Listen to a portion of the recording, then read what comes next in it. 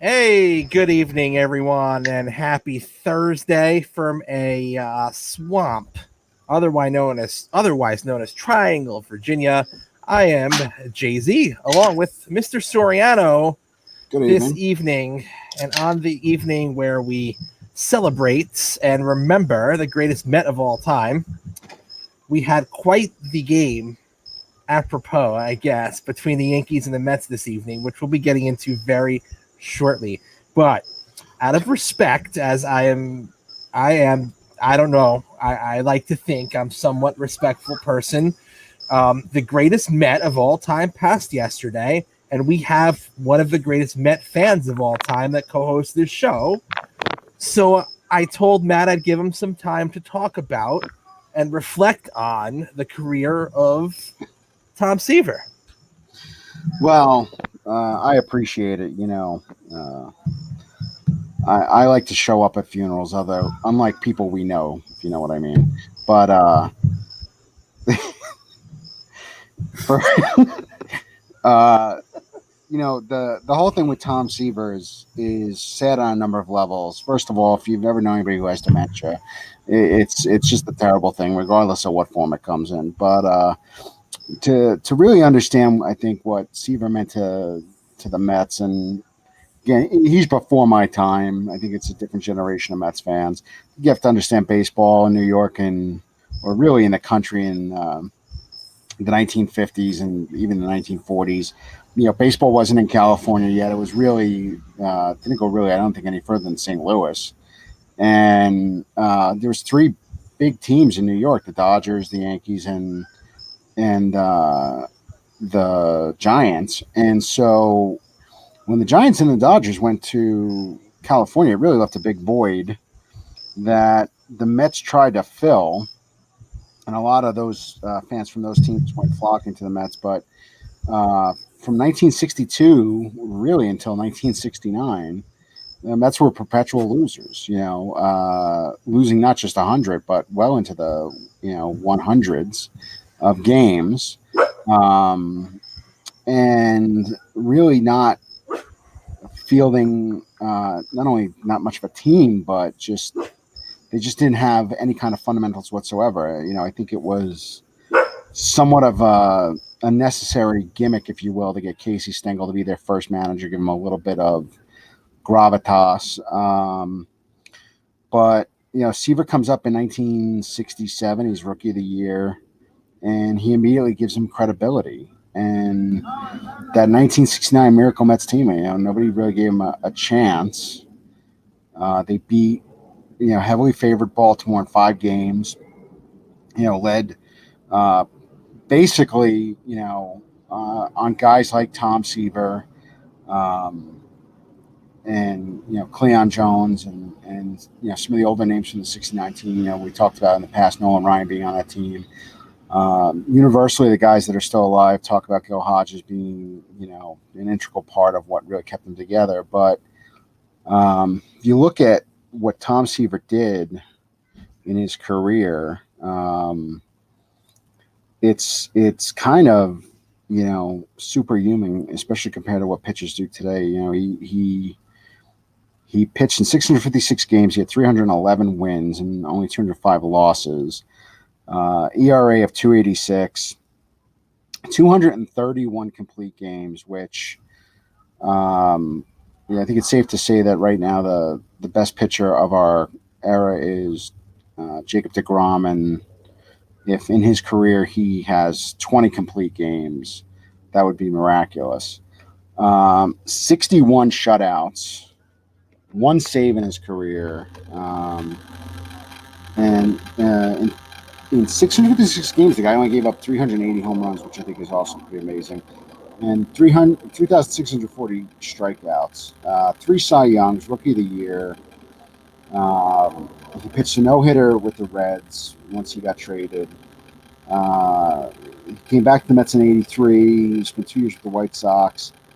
A little interesting fact that I did not know this until I was reading kind of, I don't want to say his obituary, but in the end of the '85 season, he gets traded to Boston, And he was on the Red Sox team until August, and the only thing that kept him out of pitching in the World Series was a knee injury. So he was actually in the dugout throughout the 86 World Series against the Mets after having led the Mets to the 69 World Series. And Roger Clemens, really credits Seaver as being a big influence on his career, which is surprising because Roger Clemens is a murderer and a felon. But, it's particularly sad. And, again, I say, Seaver's from that first generation, I think, of Mets fans. I think of,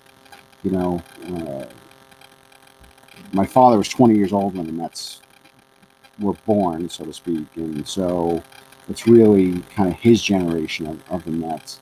So it'd be like, me losing Mike Piazza, if you will. But the guy's statistics are just, it's really unreal. Ron Darling told a good story yesterday during the Orioles Mets game when he came up with the Mets. Seaver invited him to dinner.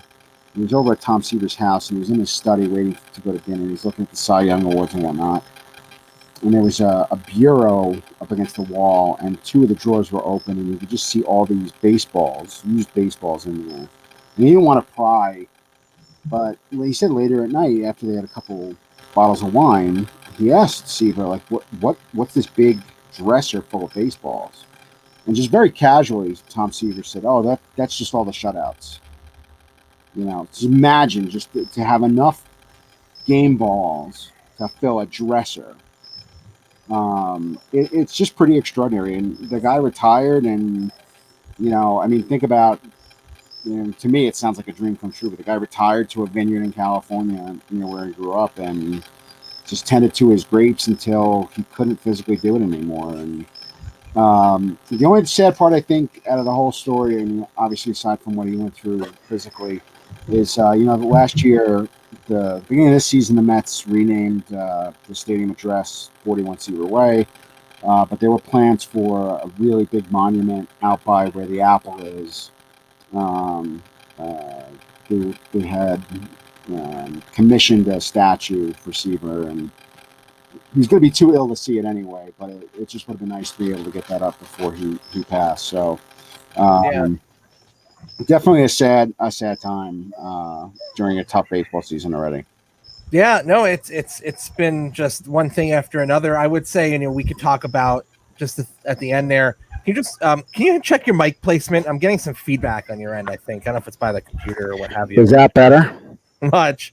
But the Mets are finally doing the right thing from some of their legends now that Jay Horowitz is in charge of that, that have been tasked with that. And they really waited too long, and it is a shame that he wasn't given his due. And I don't, maybe that's also they do a bad job promoting, because I was unaware really of his career to the extent that I think I should be aware of. The same way, you as a Met fan, you're aware of Mickey Mantle's career, right? That's in the eyes of many people, the greatest Yankee ever. I just don't think a lot of people are aware of Tom Seaver and what he did as the greatest Met ever, and that's a shame that it that this happens and then you catch up on it. But truly interesting. Just to ask you, and I don't know how much you've talked to your father about it or other Met fans in that generation, when he was traded, what was some of the circumstances behind that? Do you recall? Do you know the backlash in the city about it, or what happened, and as to why the Mets decided to move on from Seaver at that point? I don't remember. I do remember talking to my dad once about it, a just casual conversation, and him just saying, it was. I think he just kind of grumbled that it was stupidity, but I did read something in the Post today. I want to say it was Mike Puma, who's a good columnist for the New York Post, and he made mention that there was a columnist back in the 70s for the Post who was related to the Mets ownership at the time, and he was putting a lot of smear pieces about Seaver during contract negotiations that Seaver was jealous of Nolan Ryan and hey Frankel, lick my ass. So then why is he on your picture if you hate the? He's showing some respect. He doesn't hate Seaver. Okay, well we're gonna talk about that unanimous. And who doesn't hate the Shea parking lot? What's not to hate? What's not to love about the Shea parking lot? But so they move on from Seaver, and he has many years after, not as quite dominant as he had with the Mets, but it seemed early. It did seem early. I think 73. They still have him on the team. They lose to the A's in the World Series in I want to say it was 6 games. Maybe they pulled the plug a little too early. Gil Hodges had passed away on the golf course. Yogi Berra takes over as the manager. I think Yogi certainly was capable. He obviously took the team to a pennant. So I think if I had a guess, as typical with the Mets, everything comes down to money. To Eric's point about unanimous Hall of Fame, so it was a very interesting thing I was reading about the Hall of Fame balloting with Seaver. He came real close to being a unanimous Hall of Famer, and it was really interesting. So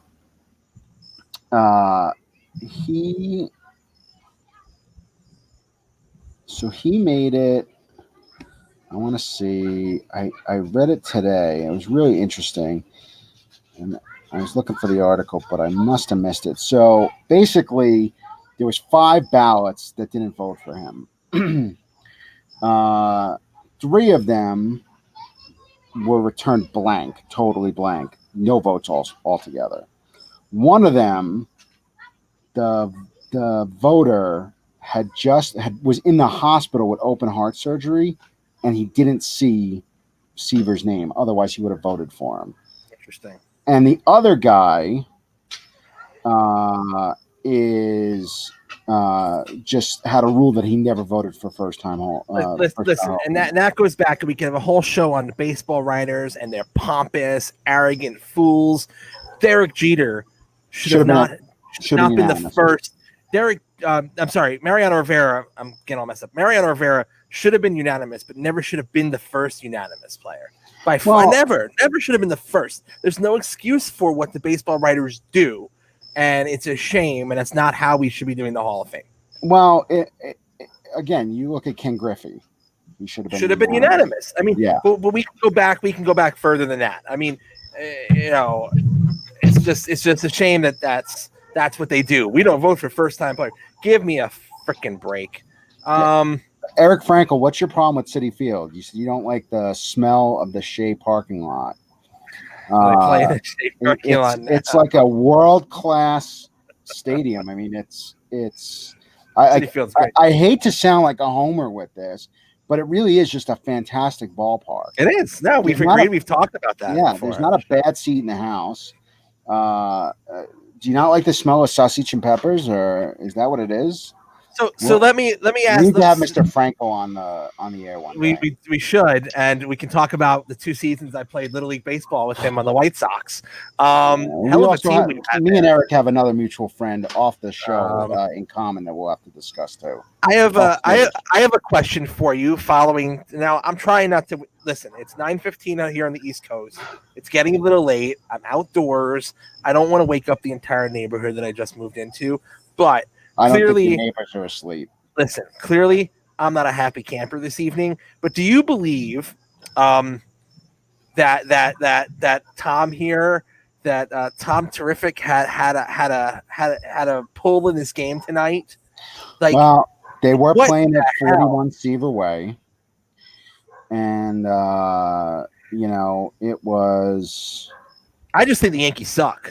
Well, see, the Mets gave it back to him because they ran themselves out of. That's driven deep down the left field line toward the stands. They ran themselves out. Our audio producer must have queued that up for us. Listen, the Yankees. You're really gonna be hanging. I'm gonna be hanging from a tree. Listen. Aroldis Chapman is really a scumbag, isn't the he? Yankees were up 4-0. They were up 7-4, and then I don't know what happened. I mean, what happened is they suck, right? One game they can't hit, one game they can't pitch. There's no excuse for it. Last night they don't show up against Tampa, a game they should have been jacked for because of of what has now turned into some rivalry because the Rays think they can talk and act a certain way. Well, guess what? They can because the Yankees can't do anything about it. And then they don't show up last night, and tonight they blow a game against the Mets that they should have won 3 times. You know what? You know what's really funny? A year ago,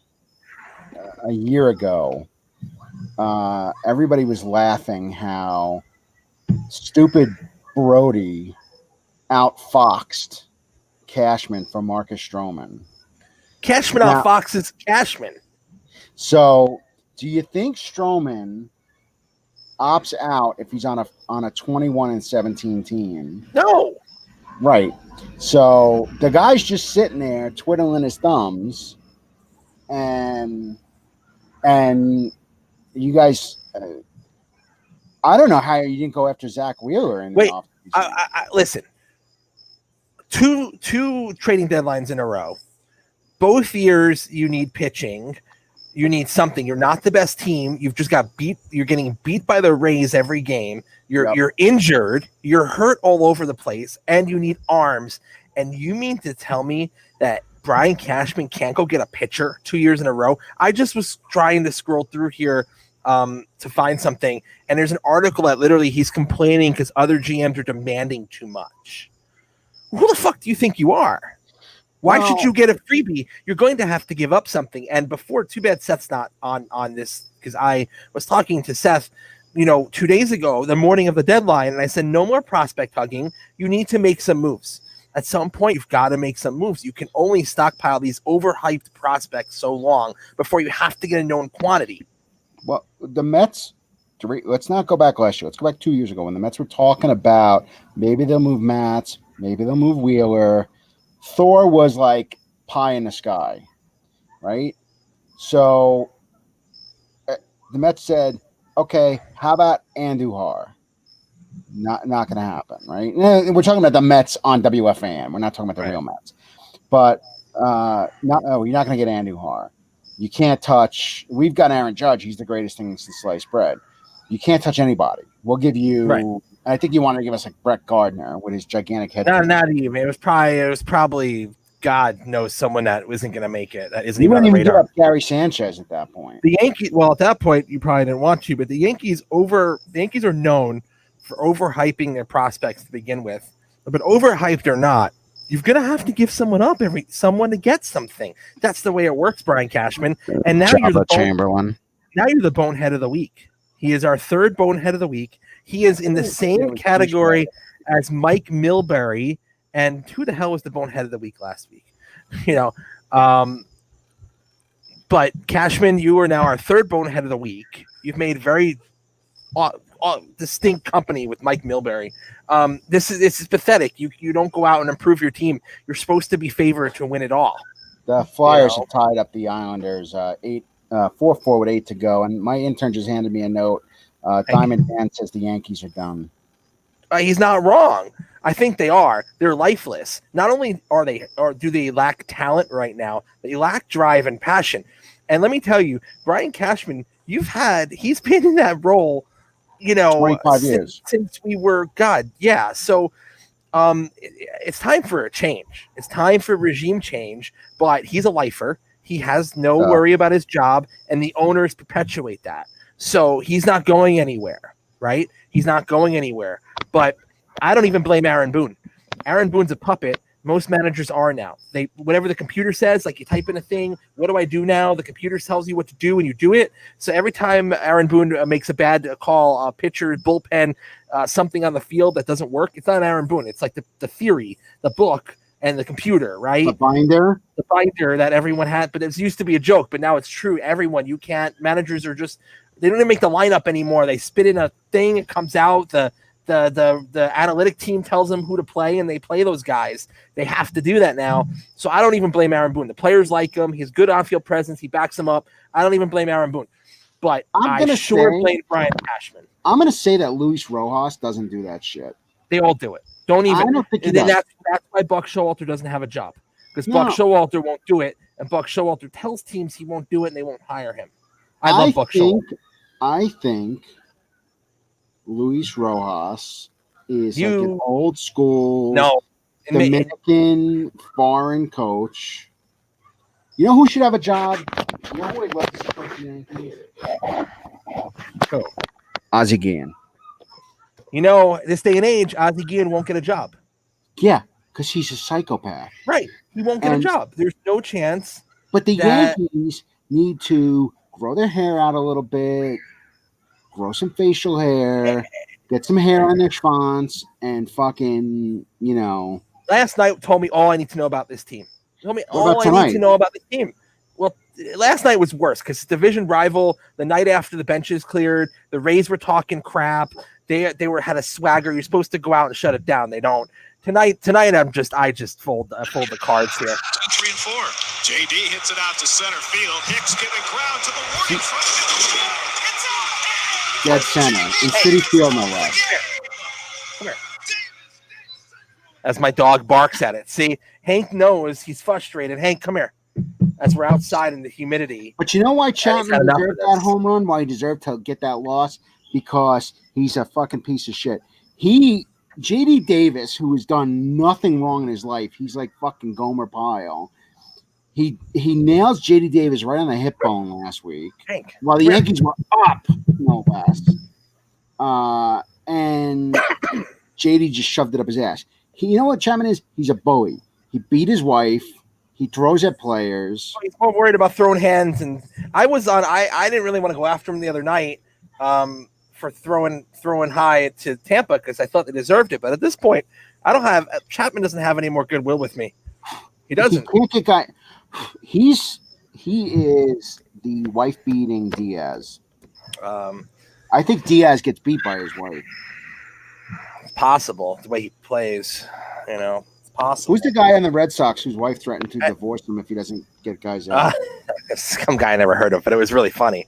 We could ask Josh, the Red Sox fan, about it when he comes on for NBA. So just to back up here. So talking about baseball right now, you know, Yankees are frustrating me. Matt's happy with the Mets here today. We're going to touch on some NBA with Josh, the Red Sox fan, shortly. We'll maybe do a little bit of hockey and it looks like we had some conflicts tonight. So our derby segment, I know everyone's sad about it, may get pushed out. So we'll see what we can do. Mr. Met delivered some flowers to the Tom Seaver memorial outside 41 did he? Way. He did. He took all 3 fingers and carried them out there. I need to redirect my dog's attention here real quick. Put your pants on. Thanks. Well, folks, it's just me and you. I don't know how to fill this dead air. So, should we do a musical interlude while we're waiting for Jason, or should we listen to more Mets clips? God knows what you just said. I was just entertaining. I was going to play Meet the Mets for the people. Oh my God! For all of our fans. How many people do we even have on the live chat right now? Is anybody even? Not enough tonight. This is what happens when we start late. Everyone's asleep. Well, everybody's here to watch Dan. That's the problem. Yeah, no, I know. Operation. I'm representing Dan. I think. By the way, thanks again to the Grand Central Sports Hub for recommending the Catalina Lime Mix. This is just fantastic. 2 weeks in a row with that. It's fantastic. This is just a delightful beverage. So I guess, we'll announce too. So next week we could do our NFL preview show. Next week's also your birthday. It is. I am turning Jackie Robinson next year. He knows. I believe that's directed at you. It is. No, it is. I know. Yeah, totally. Is Mrs. Clark coming to join the show? I don't know. Like, if people want to join, they're more than welcome. Like I mean, I'm not. You know, she can. Let's see here. Oh, look, it's almost Just time for the if Mrs. segment. Clark wants to get some dog toys, tell her not to go in your nightstand drawer. Those are Daddy's toys, What's wrong with you? especially the rubber fist. No, they're good now. Sitting down here. Had So too next many week we'll do a football show, and that should be interesting. We should talk a little bit about fantasy football because Should. it's probably the one thing to look forward to in a pandemic because you could do it at home. Are you participating in a league this year? I am right now. I believe I'm participating in the keeper league I was in last year and finished in like second to last place. Dan was, I believe, finished in last in that league. Are you still the aptly named Jew Point Conversion? Yes, I am the Jew Point Conversion. I always will be the Jew Point Conversion. I have changed my name this year. As you all know, on this show. Good evening, Josh. It's Josh, the Red Sox fan. How you doing? Talking about fantasy football. Hold on. We were just talking about Matt's birthday being next week. Guess whose birthday is today? Oh, look, a fellow Virgo. It's Josh, the Red Sox fan's birthday. Happy birthday. What's your birthday beverage? Thank you. I'm keeping it very simple tonight and old school. Oh, a banquet. Fresh off last week's conversation about white trash beer. Have you by chance watched Cobra Kai by any chance? I haven't, but I heard now it's on Netflix and I don't have to go to YouTube to try to watch it. It is, and it is fantastic for fans of Karate Kid. But speaking of, we're talking about fantasy football.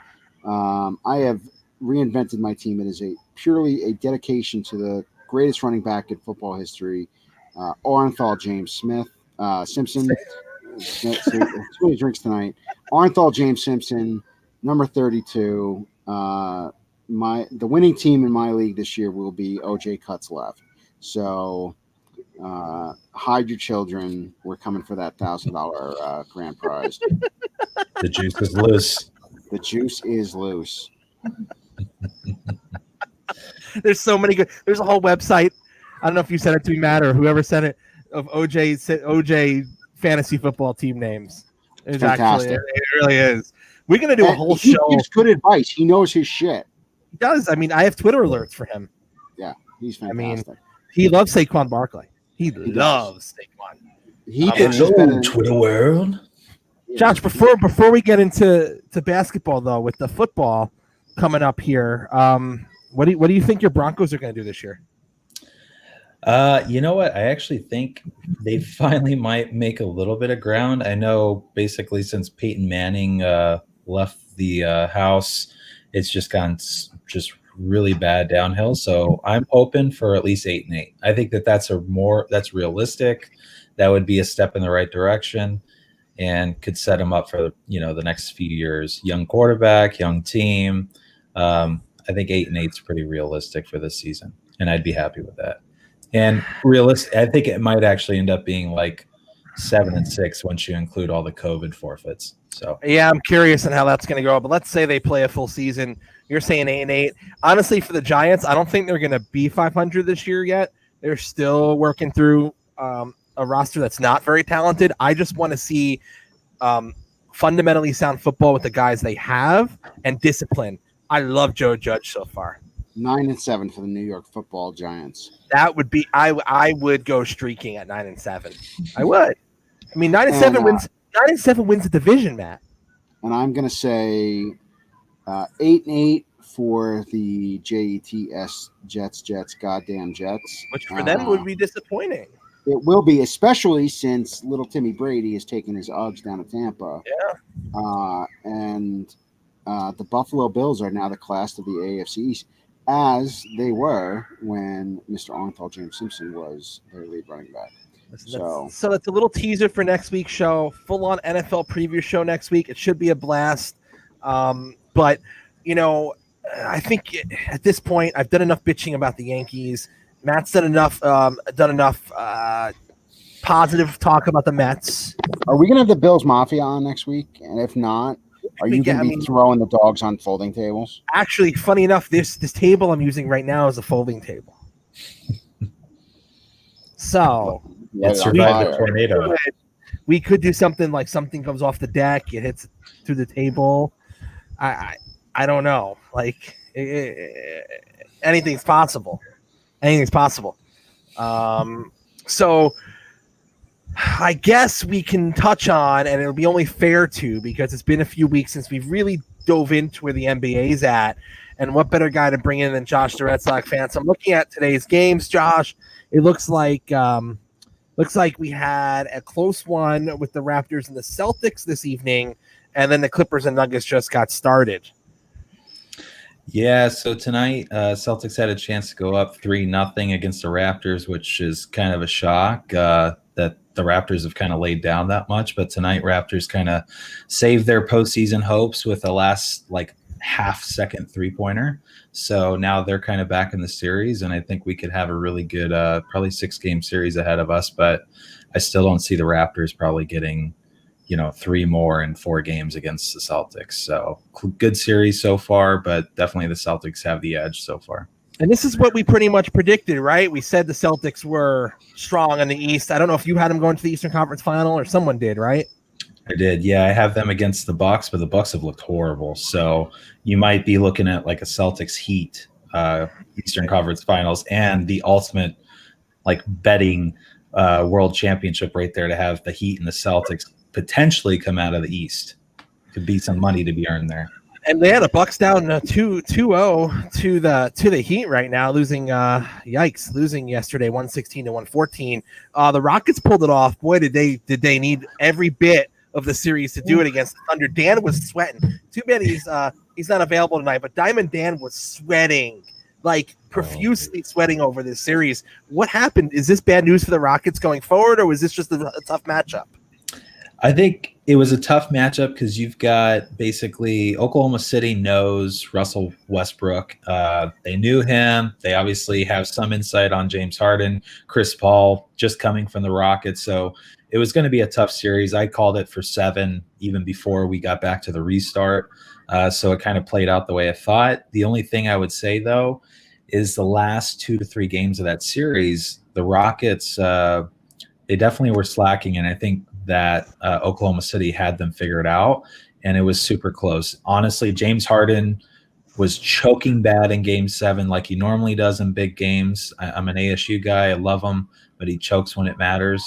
But at the very end, offense not going all night, defense saved him. He actually blocked a shot at the end to win the series. I would say against the Lakers, they're in a lot of trouble. So that was going to be my next question. Rockets, Lakers, are you willing to make a prediction on this one? I would say Lakers are going to take them in. I'll be nice and say 6. I want to say 5. I don't see the Rockets getting more than 2 games at the very most, though. Rockets are in trouble. Diamond Dan's betting slips are in trouble.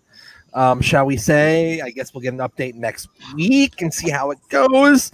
Do you think the Heat are going to close out the Bucks? Or do we see some fight here? I think you're going to get a little fight. I think, though, that the Heat have the series. They have them on the ropes right now. The last game was kind of controversial. There were a lot of bad calls at the end of that game, almost like the refs were trying to make up for 1 or 2 early bad calls in the last 7 seconds of the game, and it just caused a whole mutiny of problems. But you'll get maybe 6 or 7, but I think the Heat pull it off. Jimmy Butler and that crew are on just a different level right now. So look at the Heat as possible. That could be a bettor's paradise right now. What else did I miss? I think there's one. It's just a series that got started now, right? Nuggets, Clippers. You got on that one? I think you predicted they would get to the conference finals. Yeah, Clippers are going to get out of this one probably in 5 games. Their defense is way too tough. The Nuggets barely got by Soriano's Jazz. So Okay, let's just look at the fucking Jazz for a second here. I'm glad you threw it in because I needed to get him to do something with basketball. No, because all I give a shit about is whether I fucking win the bet or not. And those goddamn Jazz, they fucking can't. The over-under's 218, and they can't get over 170 in Game 7, for Christ's sake. I lost 3 goddamn bets the other day. Sorry, Yeah. my wife's still watching the show. I won all my bets the other day, but the fucking Jesus Christ, it's Game 7. Step up to the plate for me. It shouldn't rely on a buzzer beater third three-pointer. Well, basically, the first 6 games of that series, Denver and Utah essentially had 280 to 300 points per game combined. Yeah, and all of a sudden, Game won 7, all of the first 6. Yeah, and all of a sudden, it's like 160 combined in Game 7.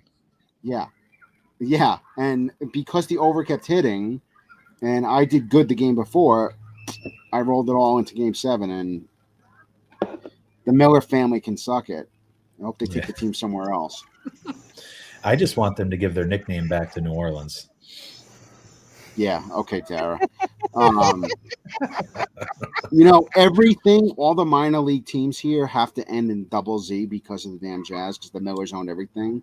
Oh, so the A's AAA affiliate is the Bees, and the shitty hockey team that they have out here is the Grizz. I never picked up on that. What is? Yeah, because what is the Bees used to be the Buzz, right? Yes.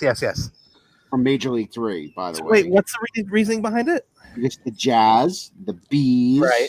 But why? It's like poetically. I don't know. Is there a reason, or is it just because that? I don't know. Maybe Larry Miller at that point in his life can only say things that ended in Z. People of the temple do what they want. I don't get it. Why be clever? If you're going to do I agree to the Jazz. It's just like the Lakers. Okay, the Lakers probably should stay in Minnesota. What else are you going to have in LA? The panhandlers. But, you come to the desert, have it be something cool. Like the Utah Peaks or something like that. I don't know. What the hell are you going to have out here? Yeah, the Jazz should have stayed in New Orleans, along with Pistol Pete, for that matter, back in the day. They totally stole that name, and now I don't like how the NBA's done those name thing. When the Grizzlies and the Hornets and the whole thing, it's just the Bobcats and the Hornets and I don't know who's who. I have no idea. The Pelicans should not be the Pelicans. Well, the Pelicans were the friggin' Hornets, weren't they? Yeah, they're the Hornets. And then the NBA did justice and sent that back to Charlotte, thankfully. The whole thing's a disaster. And the Bobcat, I think the Bobcats were the Hornets. Well, the Hornets and the Bobcats and the Hornets were the Pelicans, and the Pelicans are the Hornets. Where did the Grizzlies end up? Well, these are the petty issues that all the crappy teams deal with right now. It's just their stupid names. That's all that they can handle right now. I think Oklahoma City Thunder is pretty cool. Yeah, they got a good fan base. Yeah. I mean, they stole the team, but good fan base nonetheless. Yeah. No, and very strangest look. That might be the strangest logo, uninspired. Oof, it's really bad. They're all better than Kraken. No, I like the Kraken. I think that logo, those colors, and I like that a lot. The Supersonics need to come back. And they need to come back with a Kelly Green you are correct, Tara. uniforms. Okay. The Seattle Supersonics need to be back. They will. They might now that arena is being entirely gutted and revamped for the hockey team. Yeah. Yes. Key Arena is going to be called something. Amazon bought the naming rights. They're not using Amazon. They're using some energy. Some sort of climate pledge arena. Yeah, but it's an Amazon thing. Well, Amazon bought it. Yeah, it's the climate pledge. I also agree with Tara about the I agree with this. Why would you shy away from what DC is best appropriate. Known from? It's appropriate for the why would you change that and just embrace it for what it is? That especially in that time in the 80s and the early 90s when DC would get you murdered. Why not just keep it? And the funny thing is, weren't they originally the Baltimore Bullets, which still rings true for today? Yeah. So 60s, 70s in Baltimore, won a championship in the 70s. Then they moved to DC, so the Bullets were still flying. Yeah, the Wizards, please. Cool what the hell is that? They're not doing any magic. They haven't won anything. Yes. Wizards is a stupid name. Terrible name. It's terrible. Name them the Americans or something that works,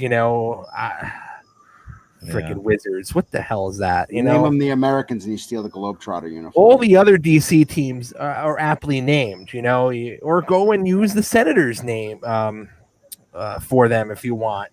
But you got the Nationals, you got the Capitals. That all makes sense, right? What's the WNBA team? The Mystics? That doesn't make any sense. The Mystics. That Yeah, doesn't make any sense. I don't watch that, but What's the one in Vegas? The WNBA team. They've got a cool name. The Aces, right? That's the AHL hockey team, right? The minor league I hockey don't team. know. I would have to Google it, to be honest with you. Josh is not an expert in WNBA, just NBA. Josh, did we miss any series, or did we pretty much hit what's left? No, Aces is WNBA, and they got a sick logo. Yeah, I like, so as far as that experience in DC and where the variety, well, now it's the Capital One Center is it's fun, pre-COVID and back when we're allowed to go again in 5 years. That's a nice little location. It's a fun arena. Good atmosphere down there. So yeah, for seeing Wizards and Capitals fans can't stay on their feet though. They tend to slip on the. I just can't stand that horn guy at the Capitals games. Now that I'm getting sidetracked, but it's true, that darn horn guy. What the hell is that? I need Dan to be on right now because he would lose his mind at the horn guy. So what do you think here on out, Josh? Where we're at? Give me your current prediction for the NBA Finals. I would say now, looking at it, I want to be able to stick with my pick of the Bucks and. Wow, lost 6 final. Lakers and Celtics final. Lakers and Celtics. Listen. If I'm in the NBA, if I am the NBA, that's what I want. If I'm looking for ratings and I'm looking for attention, Lakers and Celtics get it all day, right? That would be great. Yeah, they need all the ratings they can get right now, especially with this bubble format. So I think that's exactly what the NBA needs right now. And I'll tell you that's a tough one. It's like you want to root for LA for Kobe, but you don't want to root for LA for LeBron. So I am also adverse to rooting for any Boston team. So I'm not sure what I would do in that sense. Again, basketball for me is a little different than hockey or baseball. So what's the hate on LeBron James? Celtics. Listen, this guy. I just don't. I'm not. It would be foolish to criticize his basketball talents. This is not that conversation. My conversation is leadership skills, as a steward of the game for the NBA, as a guy that should be driving good decisions and leading the league. I think he does a pretty shitty job. I really do. Okay, fair point. That's fair. Well, there is some good news in New York, not for the Knicks, but the Nets did sign Steve Nash. I did want to ask you about that. Boy. Yes, especially because you are a Phoenix kid and a big Suns guy. So what's your take on that? I think it's a great hire. Overall, he's been a consultant for the Warriors for the last 5 years. So when Kevin Durant was there, him and Durant peaked a very great relationship. So I think this is more of a Durant hire. This is more of a kind of Kyrie. They're the ones that really signed off on it by the sounds of it from the New York papers. So it's a really great hire for them. They're going to be a top 3 team next year in the East. Okay. So this is going to lead them in the right direction. I think this could end up being a potential Steve Kerr type of hire that they had a few years ago in Golden State. I think there's somewhat a little controversy around this hire with everything going on this summer. I think Stephen A. threw a little fire in the pit though today, but I still think it's a great hire, and most basketball minds think the same thing about Steve Nash. So hopefully it'll turn out good for Brooklyn. He's got his work cut out for him though with Kyrie. The Nets have to make their splash here because I think I could be let down again. We all could be wrong, but I'd like to think the Knicks are trying to get on the upswing here, right? Big coaching hire for the Knicks this summer as well. I'd like to think, though, they're at least a couple years out before even really being a playoff team. So the Nets need to capitalize here. If they want to take over New York and they want to make their stamp as a true New York team, they have to win something. If they never win anything, they are never going to be considered a New York team. I don't care what their name is. Brooklyn, New York, you can name them whatever you want. They were a New York team before they were a New Jersey team. Nobody knows that. It doesn't matter. Like, they were in Jersey for so long, right? I think they gotta cash in. They gotta cash in now. much like baseball, the New York basketball market is fun. It was fun to watch. If the Knicks are good, it's a basketball town. I enjoyed watching basketball when the Knicks and Nets were good, and this is the early '90s. The Knicks and Nets were both competitive, and St. John's and Seton Hall had a good rivalry going. And those were the kind of games that you would see going on back and forth on any given day. Those were the big headline games. So, the Big East was a big deal, and so was, the Atlantic Division. It's been a long time since both the Knicks and Nets. It's been a long time since the Knicks have had anything, but especially since both teams had any traction at the same time. The New York is a basketball town. If the basketball teams are contenders, without a doubt, it overshadows everything. It will overshadow the Yankees. We know it's not a hockey town. It will overshadow anything anyone else is doing. Bottom line, right? So, Josh, I don't want to keep you for too long. It is your birthday. Did Courtney, the Red Sox fan, what did you get for dinner? Anything good? Like, was there dessert? Was there cake? What was there? So tonight's technically the birthday dinner since she had to work late, but just to show my age, I did have a Beyond Burger and sweet potato fries tonight. So God. I'm getting into my 30s now. I gotta eat a little better, right? Oh, it must be rough. But you capped it off with a Coors Banquet, which I think that's fair. I think that's a good fair. move. It's a banquet beer. You have a fridge stocked of beer for the weekend to continue your birthday, correct? So we do. Don't drink Banquet all weekend. No, not all weekend. We got good beer in there. I showed you a picture. Yes. So, but enjoy it. Have fun. And we'll see you soon. We appreciate the insight of the NBA. This is the most I've talked basketball. I don't like you bring out some kind of basketball conversation that is I'm actually enjoy having. So, well, if James Dolan ever falls over, sells the team, I'm pretty sure I can get you back into basketball. Listen, I'll tell you, I've said it before. In the mid '90s, again, like Matt was saying, I was into it. I liked watching basketball then. It was a different game. I enjoyed it more. It was more physical. I understand what you're saying. These guys are more talented now. It's crazy what they can do. I just don't find it exciting because I don't think there's the guy. Patrick Ewing dunking and dripping sweat all over the place was exciting. And the game, the way the game was played was more fun to me. Maybe because I'm a hockey guy. I like the physicality. It was tough. But now, some of these shots these guys make are crazy, but almost to the point where it's going to go in. I don't know. To drive home your point, Mush, about New York being a basketball town. So, one is great 30 for 30 on ESPN when the Garden was eaten. I've said this to you, Jason. Any basketball fan, it's about the Knicks in the 70s. Just awesome documentary. Great insight into Phil Jackson's brain. But the Knicks won their 2 championships in 1970 and 73. The Nets won their 2 ABA championships in 74 and 76. So you talk about, basketball being popular in New York. Yeah.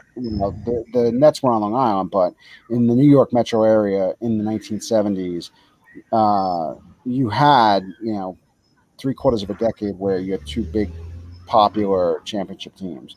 So, and again, the 90s were, I don't care what anyone says. I think Patrick Ewing is one of the most exciting players, was one of the most exciting players of his era to watch, especially going up against Jordan, going back to college when he was in Georgetown. The Knicks couldn't get him a number 2 guy, and that's there. There you go. Right? Josh, his name is John Starks. John Starks wasn't number 2 guy. Yeah, no, he's definitely not. He should be your number 6 or guy off the bench. I think Ewing's biggest problem was 1, he never had a number 2, and 2, his knees failed him. The sad part is the New York fans, the Knicks fans never got to see Georgetown Patrick Ewing, or at least young, vibrant, fast Patrick Ewing after 1989. If you could imagine seeing that Patrick Ewing play in the 90s when they had those championship caliber teams, Knicks would have won at least one. That's a good point. Well, you got to imagine a guy who's 7'1". Your knees have got to take just an absolute. But the players were conditioned different then too. Well, the Knicks played hard nose. They were the basketball version of the '80s Giants. The way they played against teams, it was a physical basketball game. Yeah, I enjoyed that kind of basketball. Josh, thank you for joining us again. We'll see you soon. Maybe if you'd like to have a say in some football next week, you're more than welcome. We'll call you Josh the Broncos fan for the week and change There your we name. go. We'll change it up for 1 week. Have a good rest of your birthday, sir. We'll talk to you soon. All right, talk to you. Enjoy. Bye. Islanders and Flyers 3 minutes into overtime right now. Still going, huh? Just started, Still I guess. That is. They are still going. So with the NHL, and that was a great basketball. I tell you, I loved Charles Oakley, Anthony Mason, rest his soul. They were fun to watch, but again, there was no number 2 that was elite with Patrick Ewing. There was no guy, Larry Robinson. You mean Larry Larry Robinson would have been a number 2. Larry Johnson. It's easy just to say grandmama because he was really. You got 2 people in one. But Larry. You know what? A lot of guy doesn't get a lot of credit, but in the Knicks' second championship run, Latrell Sprewell. Yeah. Right. Marcus Camby. But that Charles Oakley and Patrick Ewing, 2 big tough guys. I didn't go to nearly as many Knicks games, probably count on one hand as I did Ranger games. But Patrick Ewing was just fun to watch, and it's hard not to respect the way that guy played basketball. And, shame on me. I've never been to a Knicks game. Really? Never. Right? I've been to Wizards games. Actually, the only place I've seen basketball is what is now the Capital One Center, the Verizon Center. Yeah, it's the only place. I might have a hook, so next time they're out here playing the Jazz, you should come out.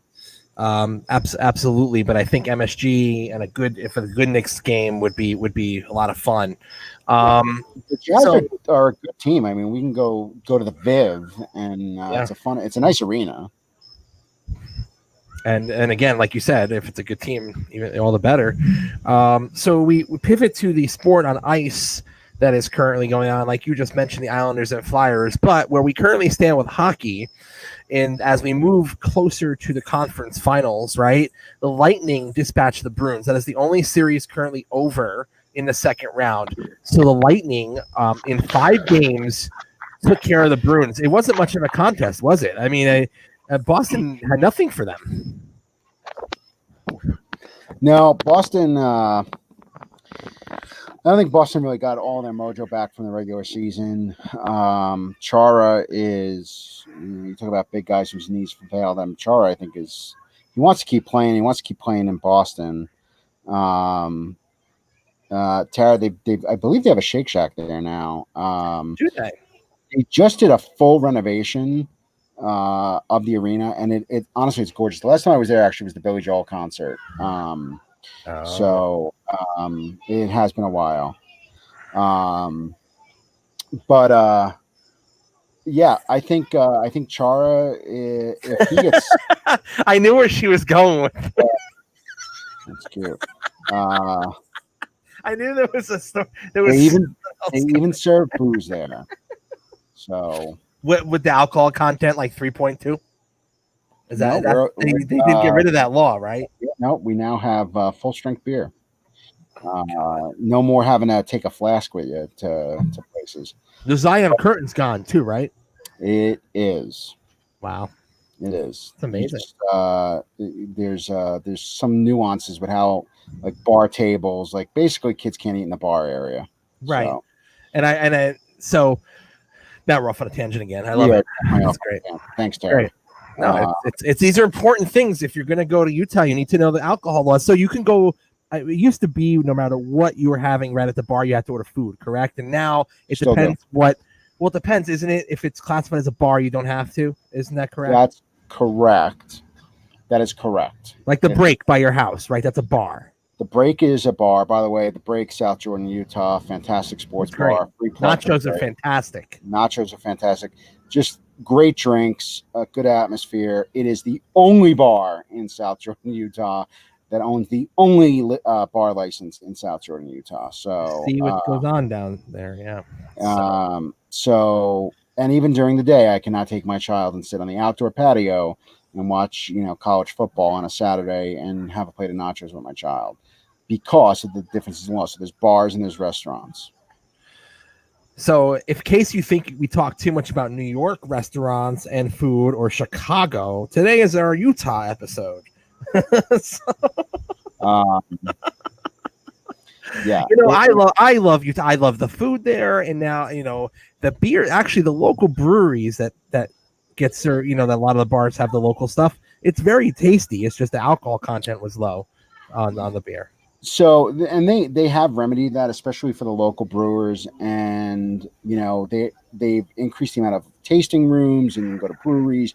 A lot of the breweries have opened up restaurants and bars within the breweries to make it a little bit easier. One thing that for whiskey fans, if you ever heard of High West, Dan and I have talked about it on the show. So High West Distillery, if you in any of the other 49 states you go and you see High West on a menu, it's usually extremely expensive. It's a very high-end premium whiskey. It's right in Park City where the Olympics were, and it's actually built on a spring, a natural spring that the distillers, I guess, have an agreement with the landowner, and they built the distillery over it. And it's actually really nice. You can go into the distillery, you could do tastings, you could have lunch there. But in the state of Utah, because of the weird laws, there is a limit on how much alcohol can be marked up to buy. So, things that are normally very expensive in other states can be very cheap here. The problem is that it does tend to be very hard to find them. Also, on the flip side, things that are usually inexpensive, like Jack Daniels, they mark it up to the nth degree. State control. Fascinating place. Yeah. Fascinating place. Fascinating one way to put it. We're still tied, Flyers, Islanders. So that's the other Eastern Conference series still going on here. The Flyers behind in this series. The Islanders are proving that they are real. They are up 3-2. If the Flyers win this game, they'll go to a game 7. So that's going to determine what I think about this series. If the Islanders don't close it out tonight, I think the Flyers actually win in 7. And they'll pull through here. Yeah, I think I still think no matter what, the Cup's going west. It's going to stay in the Western Conference. But I think if the Islanders, Alain Vigneault has a history of coming back from 3-1, and Barry Trotz has a history of blowing 3-1 leads against Alain Vigneault. Barry Trotz is the winner though too, so it's hard to go against Trotz right now. The Islanders have looked great. If anything, even if the Flyers win this series, if anything, back to your point, the Cup is going to go out west. I don't think the Flyers are clicking right now to where they should be, even if they win this series, right? And let's be honest, we know that the Lightning are perpetual choke artists in the playoffs, and I will never pick them in a Stanley Cup final. I legitimately, and I said this kind of at the beginning after the Rangers were out, but I really do think the Vegas Golden Knights are legit. They also have 2 really solid goaltenders, including one who's got, 3 rings now? They need to win, but another case of where they really just need to close the door to just end it tonight. The Canucks have taken an early lead in this game tonight, 1-0. And if the Canucks win, they go to a game 7. Listen, you don't want to be doing that if you're Vegas. I don't care how good you are. It doesn't take much for a fluke loss. You don't want to be doing that. It gets scary. This is another series where I lost the spread the other night. Thank you to the Golden Knights. But I think Vegas wins this series, even if they go to a game 7. But I'm just saying you don't want to do it. You just don't want to do it. But it shows you how hard it is in these series. Yeah, no, and I think though, even with this format and everything that's happened with all the time off, I still think you have the best team. Well, with maybe the exception of the Canucks, because I didn't see that one coming. That's and I still think though, and I thought the Islanders were dangerous before the playoffs started. I still think you ended up with really the best crop of teams left. There's no one here that doesn't really belong to be here. Yeah, I would agree.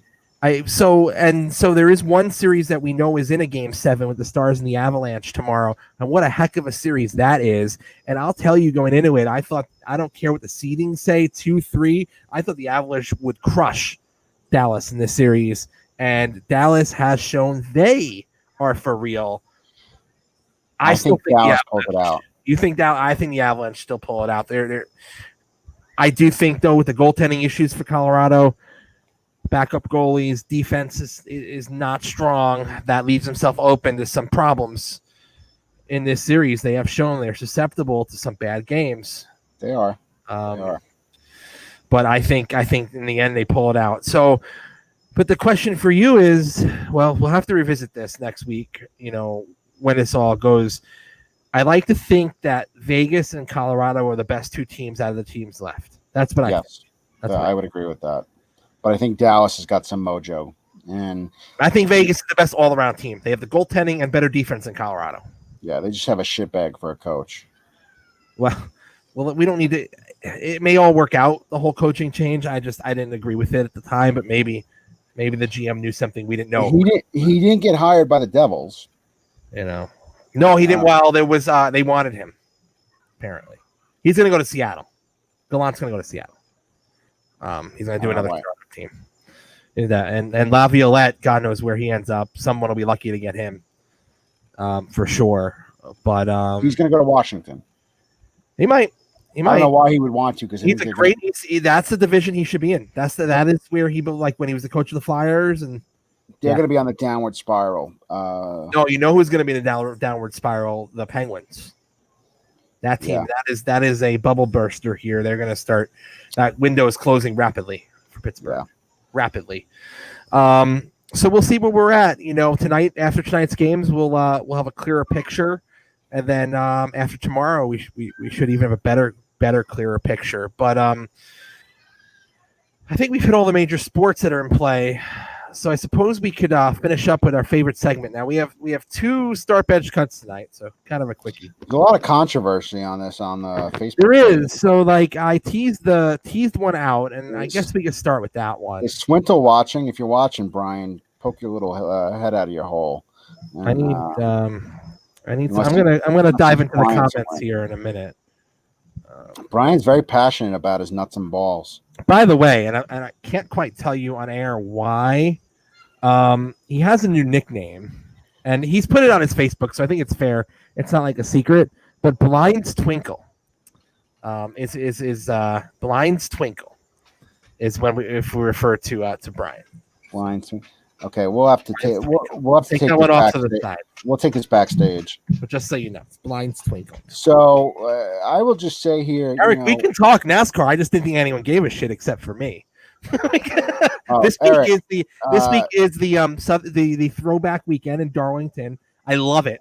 If you're into history, I don't care what sport, they've got paint schemes from the 70s, 80s, 90s that get revigorated for the weekend. The 1860s or the 1960s, and it's the first race of the 10 race playoffs. So my championship pick for this year is actually, if you put me on the spot right now, I'm going Kevin Harvick. For a second championship. That's going to be my championship pick, and we can. I will spare you any further conversation. For more NASCAR picks, just Google QAnon, and you'll find all your NASCAR information there. What was your inspiration behind this start bench cut? You designed this one. What was your thought? We discussed potato chips last episode. So bar snacks, right? So if you've never heard of Bachman butter pretzels, and everybody in the audience, just raise your hand if you've heard of them. We know. Bachman's probably a northeastern brand. We have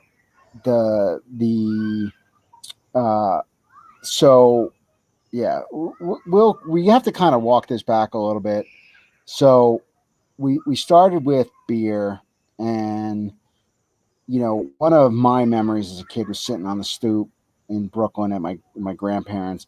My grandfather would drink a beer, and he'd drink Budweiser, and he would smoke Pall Mall. Felt it was just like Dan, my grandfather. And he would usually eat cheese nips, but the cheese nips are the cheap Cheez-Its. They are the cheap Cheez-Its, yes. Oh my And God. that is They are not even close. no, but he always eat cheese nips. Oh. And I would drink a Yoo-hoo. But if we went I remember you used to order Yoo-Hoo all the time. If we got Yoo-Hoo's pizza at fantastic. Hillcrest at like Pepe's, or we Yeah. got a sub, or we went to Guzzles, you'd always Yeah. get a Yoo-Hoo. Yoo-hoo, fantastic. Love Yoo-Hoo. Love it. So, but if we went to the Post, and that was the VFW Post, even though he was not a veteran of foreign wars, but it was a bar. Why are we talking about my brother again? We're not talking about your brother. He was like an honorary member, which I guess he just elbowed his way into the club, and they made him a member. They would put out fucking beer nuts, and I got who doesn't love beer nuts? Now, in New York, if you're buying pretzels, you buy Bachman's. They're like the fucking, even if you don't buy Butter Twist, they're like the fucking greatest ones in the world. Why respect, not? Respect to Guzzles. Guzzles was like they made some damn good friggin' heroes. We had to go between the street hockey games where you would elbow me in the rib, but after the first game, I'd be like, "We need drinks because I'm in pain," and we'd run up to Guzzles for the next start bench cut is what the drinks that we ran up there for, but your uncle owned it. Whoa. What the fuck was his name? Wait a second. That was your uncle, dude. I worked at Guzzles. You worked at Guzzles? So wait, this just goes to show you How did you work at Guzzles? how much of a humanitarian I am. So in a Catholic church, when you make your confirmation, you got to do like 20 hours of community service, right? You have to help your fellow man. You need more than 20 hours. I'm like, I'm not doing that. So I asked the guy at Guzzles if I could work there to help him out. And I like fucking swept the floors and shit. And eventually I didn't do the meat slicer, but he would like work the register and shit. So wait, is Danny in the comments? Oh my God. Okay, hold on. So this is before. So when was this, Matt? Like what year about? So this was 1990, let's say 92. Now, before it was Guzzles, it was the beer distributor. It was a beer distributor. So I'm just going to go through the timeline here. So apparently this was Alan back then, Eric saying that was his uncle. Now in the mid 90s, when we started going, so He was still there. At some point though, and I don't remember when. So let me back up to It gets sold. We get sold. So funny enough, I'll tell you this. So when I lived in Garnerville, there was a convenience store across the street at 202 that me and my father used to go to all the time. This lady worked there and owned it. And when then I moved to Spring Valley, went to Guzzles in the mid 90s, she bought Guzzles and then she showed up there. I do remember kind of a middle-aged woman working there when I was there. I don't remember names. I think it was the mid 90s that happened. She like taught me how to, she taught me how to count out change because this was like just a regular register, didn't tell you anything. Yeah, it was like the Catholic version of a mission, but it was 20 hours, not 20 months.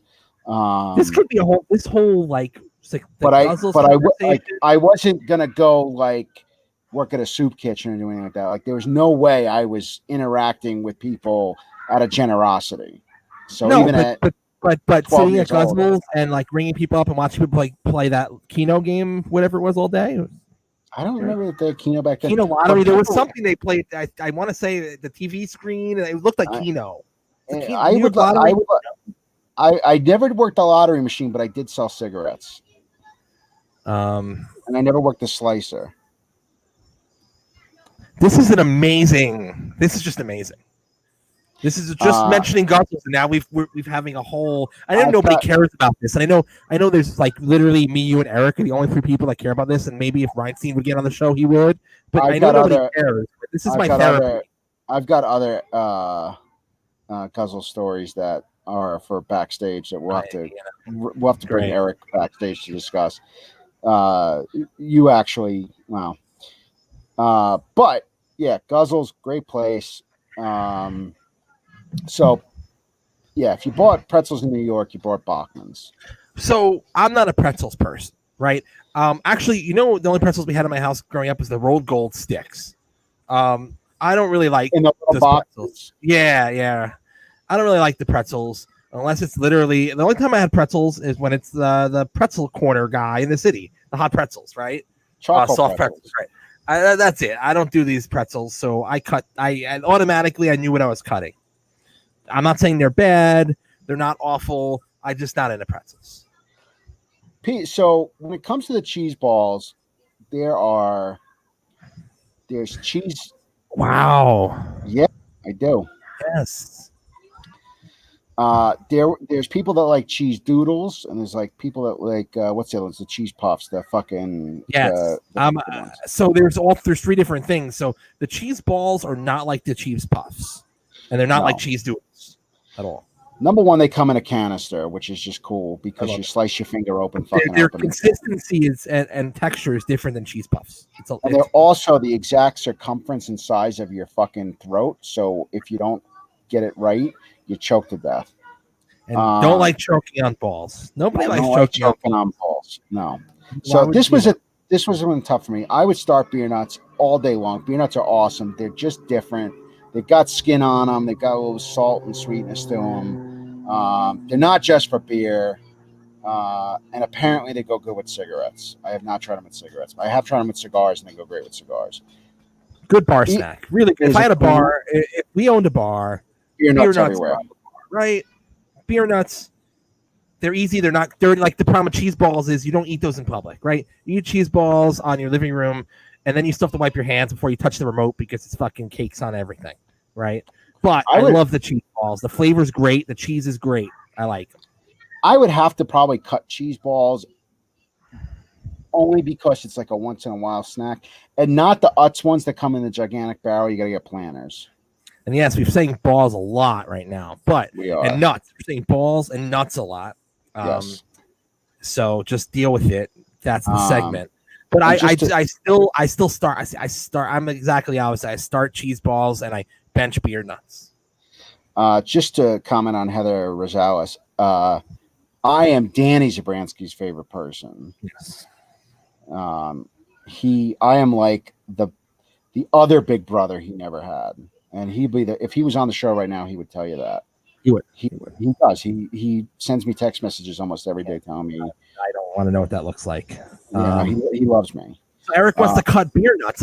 So let's go into. So what I'll tell you is we put this one out to Facebook before the show, and Swintal. I'm sorry, that's not really his name anymore. But it's So he says, Sweet Tots. What's his name now? Yeah, like something like that. So starting beer nuts, benching the pretzels, and cutting the cheese balls. So that was him. Then we have one here. April starts the cheese balls, benches the beer nuts, and cuts the pretzel. So that's what I would have done. We've got Michelle starting cheese balls, beer nuts, benching, cutting pretzel, same as me. So, and Lauren starting the cheese balls, benching the pretzels, and then cutting beer nuts. So a lot of cheese balls starting, a lot of cheese balls. Yeah, I do think, I don't want to answer for Diamond Dan, but I do wish he was here to weigh in on this. I think he would be a beer nuts guy. I feel like beer nuts are kind of the snack you get once you hit 40 years old, or probably 60. I think Seth is a pretzels guy, so if he can let me know via electronic communication, we can get him on it. Those are good dipping pretzels. Butterscotch pretzels and onion dip. Now you're combining last week's show, this week's show. So I think that's a good one. Now, so another item that we could find at Guzzles back in the day, and this is also one that Trojans. Yeah, you could. Let's talk iced tea. Oh, like iced tea. Well, I know off the top it's easy. I get it, but there's some interesting things here. So, I can never give you just a simple answer, but it's what's happening to me right now. He's gonna go sit naked on your couch, Tara. It's what's happening to me right now. So Snyder's pretzel rods are what every kid smoked the first time in his life. Right. Or the Roll Gold. Same thing. Yeah, whatever pretzel rod it was. You bit one end off and then you blew the dust out from the other side. So talk about your teas, because there's These are very distinct flavors. My first breakfast when I arrive in Rockland County is a bacon, egg, and cheese on a bagel and a fucking. I obviously will get coffee because I'm not a sociopath, but a raspberry iced tea Snapple. There's no other iced tea on the planet besides Snapple. See, I didn't want to go with a flavor for the sake of this because it would have thrown off the comparison. So I just stuck with the basic or the lemon. Yeah, right. So and that's the lemon iced tea is really good. But the raspberry is the best Snapple flavor. I will agree. My father used to have a concoction where he would take a coffee mug with like a scoop of vanilla ice cream and pour like a tiny shot of peach Snapple iced tea on top of it, and he said it was like a vanilla a peach Melba sundae. I'll take it back. The peach is the best flavor. I love the peach.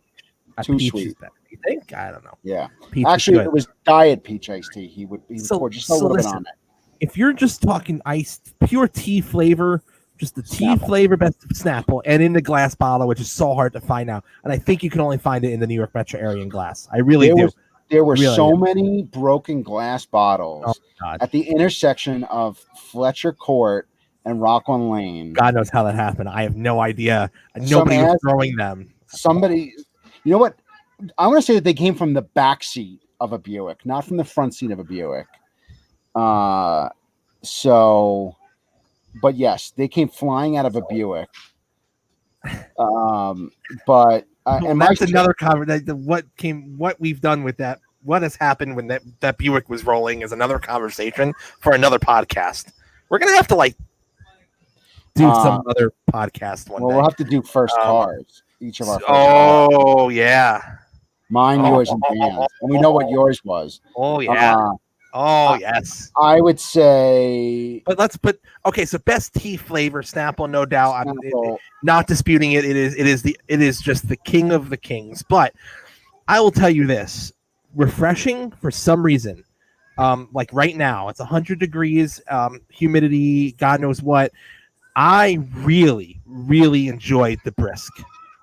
Really enjoyed the brisk. Disgusting. It had a very unique flavor to it that no one gets close, and I really if they sweeten it would equal. Think that it had is very refreshing, summery. It's very lemony, right? Arizona. See, I didn't like Arizona. I don't like Arizona, although Arizona makes a fantastic Arnold Palmer. They do. So the Arizona raspberry is much better than the regular. Yes, but nowhere near the Snapple. If I'm gonna go flavor, the Arnold Palmer for Arizona is very good. Better than the Snapple half and half. The Snapple half and half. So what's Heather grossing at? Which one of those is gross, Heather? Just trying to figure that one out. Mango tea. I haven't had that. I could tell you right now, without Heather being on air, she's an Arizona person. Because Arizona is what you. She should be a Snapple person because she's from Arizona. Yeah, but Arizona is what you buy at the bodega for like 99 cents. Not even 50 cents. Yeah, those are the cheap ones. The green tea is good. I just, what's funny about Arizona? All the other stuff's better than the regular tea. And I want to know who these fuckers are that are buying the Snapple mint tea. Oh, that should be you should get the ported.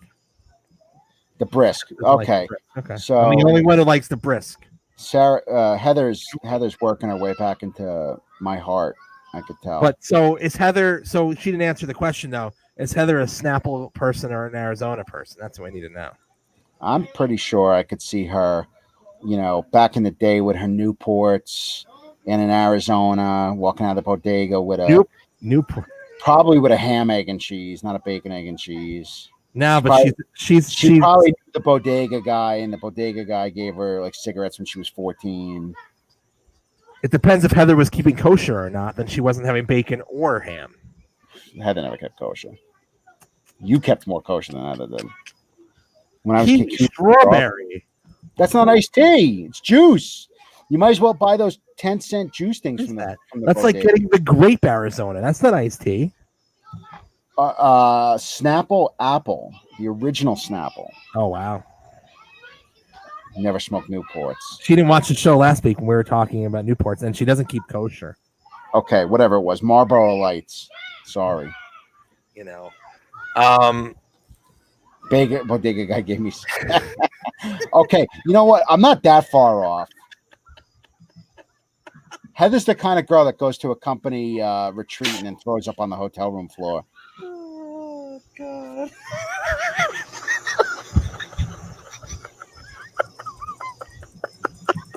and then gets a bill for it. Oh man, that's freaking amazing. One of the best. That's one of the best things. One of the best things we've ever put. Are you drinking Bud? No, Polar Seltzer. Oh, cranberry lime, and it's warm. I'm gonna. Ugh.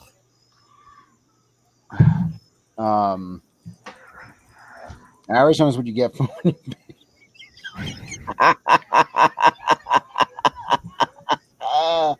That's good, Eric. So I mean, I start Snapple, and then I'm gonna be the oddball. I'm gonna bench Brisk and cut Arizona. I don't know. I'm gonna cut Brisk. I understand.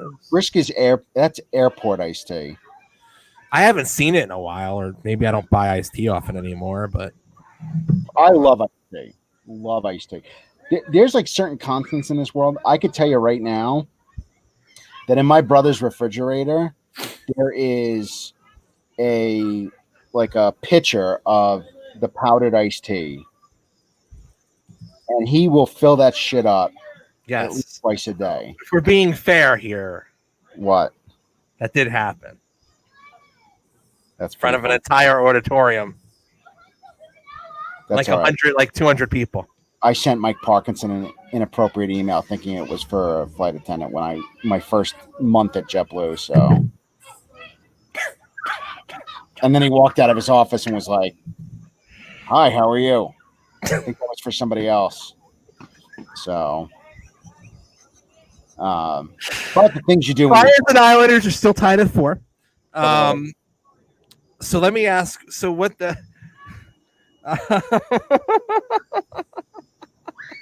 Snapple, Arizona. Hold on, I'm trying to get some more. But really, Yoo-Hoo is better than all of them.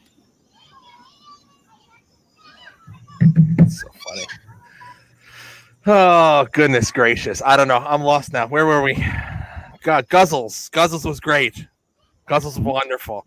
So what would happen would be we'd have to get these iced teas and Gatorade. That's another start bench cut one day. Why we never went before the game, I don't know. I don't know. You would just show up. We'd play hockey. After one, we would play 2 or 3 games. This is back in our youth where we could like sit outside all summer and run around. Summer, winter, fall, didn't matter. It didn't matter. And then we'd run up to Guzzles between the games and buy like the whole store of iced tea and Gatorade and play more. And then I would go home with broken ribs and bruised shins. Yes, we definitely. Well, some of us played a physical game, and really the only way you could stop Dave Reinstein was to swing your stick at him because he was so fast. Very true. We'll have to have him on the show one day. We will. We should have him, and then we'll have a mystery guest, and it'll be Scott Reinstein, and we won't tell Dave about it. Oh God, that wouldn't go very well. I could. That wouldn't work very well. We should have Heather Schlau on the Heather Rosales. We could have Heather Schlau and Heather Rosales on the show.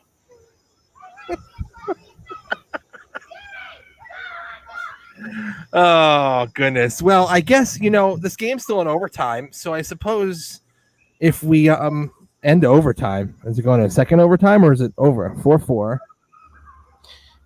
We could do a start. We could do a start bench cut with the best sprinkles cupcake to choke on. Yeah. That was like chocolate, right? You had.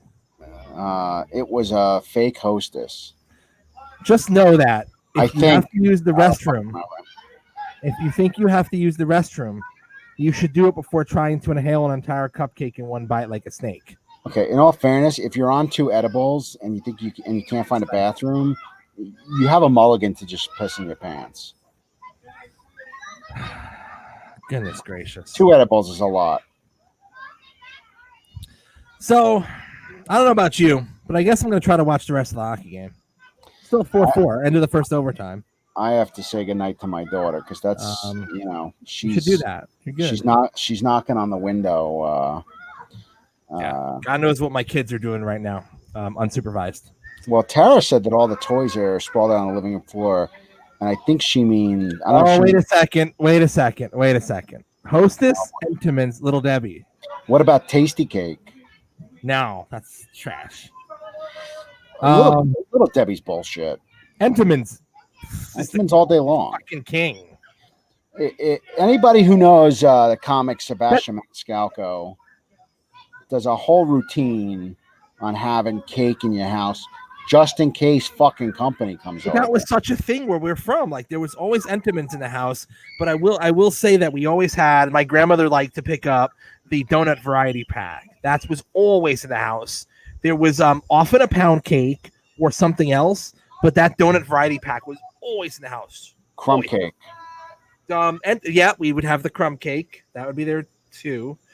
But I like the crunch, whatever that donut was. The one with the crunches on. It was the crumb donut. But absolutely fantastic. Honestly, between Little Debbie and Hostess, I mean, which one has Twinkies? Hostess?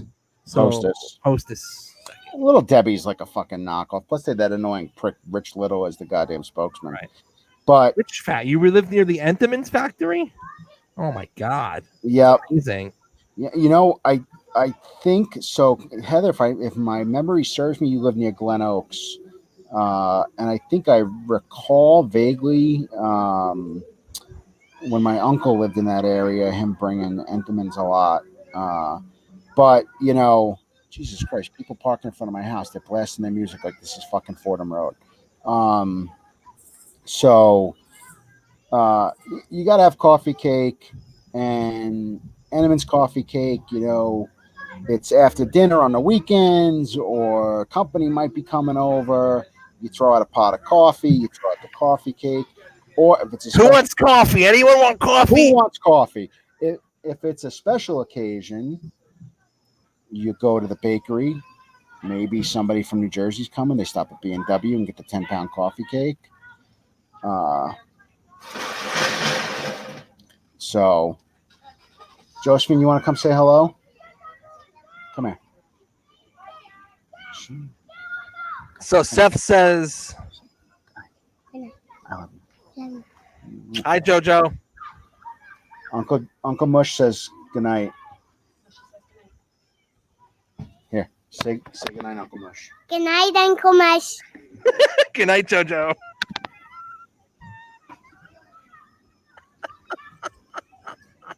That made my night. B&W, Hackensack, New Jersey. We talked about White Manna. The coffee cake. Seriously. Oh my god. Yep, I've had it. It's all coffee crumb and about a sliver of cake. When I say a sliver, I mean you could order that online. You should order that for Tara and Kelly. You guys could have a little coffee clutch and clutch. So Seth weighed in on the iced teas, and Snapple starts, and Arizona's benching, and he's cutting brisk. So Seth Canner, professor at Fairleigh Dickinson University, weighs in with his start bench cut. So we have an educated response here. If a professor weighs in, the professor is right. Listen, I don't know how she got that way, Tara. I really don't, but maybe she takes after her mother. This kid absolutely is 50% me, and come on. No, she does. I've seen the other. You know, she's sharp too. She's really sharp on her feet. Yeah, like when I'm on conference calls and she tells me to pipe down. Smart.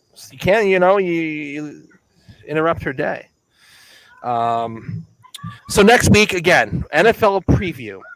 I don't know what we got up our sleeve, but we're going to figure something out. I know what LJ got up his sleeve. We'll have some fun with it next week for the NFL preview show on the Grand Central Sports Hub.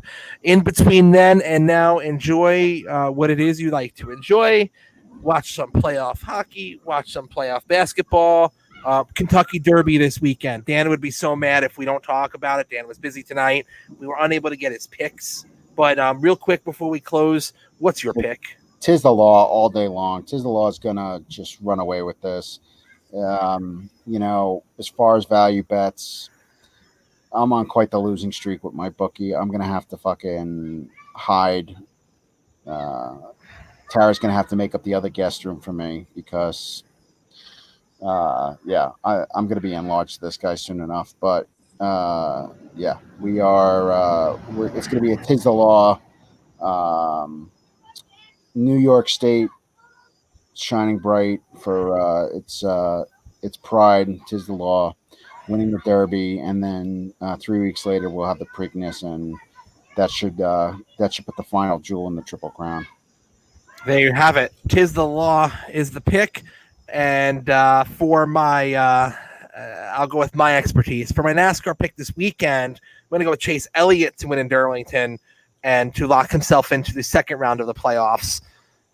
So that's my pick for this weekend in NASCAR. Can we have Mrs. Clark come on, do a segment on the daily musings of Jay-Z, like the toilet paper consumption? Or I've already had to restock. Like toilet paper has already been restocked. No, I know, but we'd like to see like a day in the life, maybe.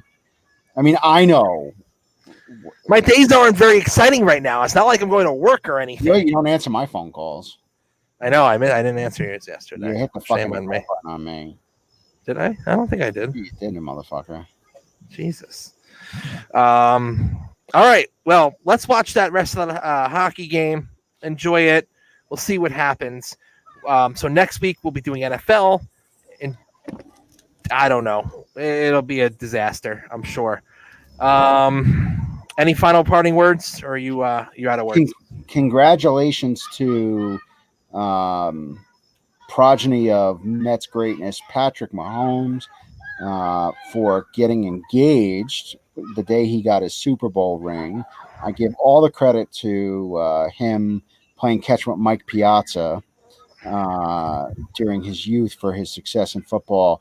And obviously, he won me $1,000 in fantasy football 2 years ago.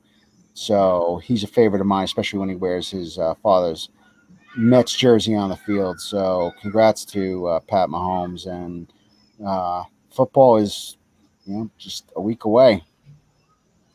Yeah, I can't believe it. I've lost track. I mean, I can't believe we're going to be in the second week of September and we'll be doing football. It still feels like I don't know where April to September went. To be quite honest with you, March and April were slow. Once we hit the end of April, here we are in September.